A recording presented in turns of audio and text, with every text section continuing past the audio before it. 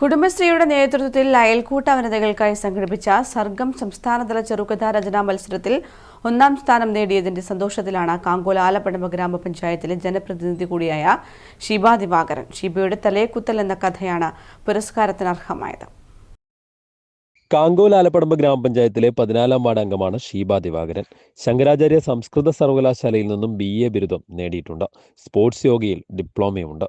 നിലവിൽ യോഗയിൽ ബിരുദാനന്തര ബിരുദം നേടാനുള്ള പരിശീലനത്തിലുമാണ്.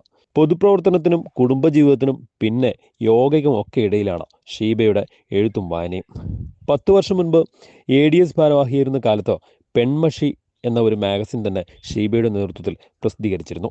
യാത്രാവിവരണവും കവിതയും കഥയുമെല്ലാം ഷീബയ്ക്ക് വഴങ്ങും. രാത്രിയിൽ ഉറക്കമൊഴിഞ്ഞിരുന്നാണ് തലേക്കുത്തൽ എന്ന സമ്മാനാർഹമായ കഥ പൂർത്തിയാക്കിയതെന്ന് ഷീബ പറയുന്നു. ചെറുപ്പകാലത്തിലല്ല, കോളേജിലുണ്ടാകുന്ന സമയത്ത് കുറച്ച് ചെറുതായിട്ട് എഴുതുമായിരുന്നു. പക്ഷെ ഒരു മത്സരത്തിന് ഇത് ആദ്യമായിട്ടാണ് കൊടുത്തിട്ട്. മാഗസിനിലെല്ലാം വന്നിട്ടുണ്ട് കവിതകൾ. കുറേ മാഗസിനിൽ എല്ലാ വർഷവും കൃത്യമായിട്ട് കൊടുക്കുന്നതാണ്.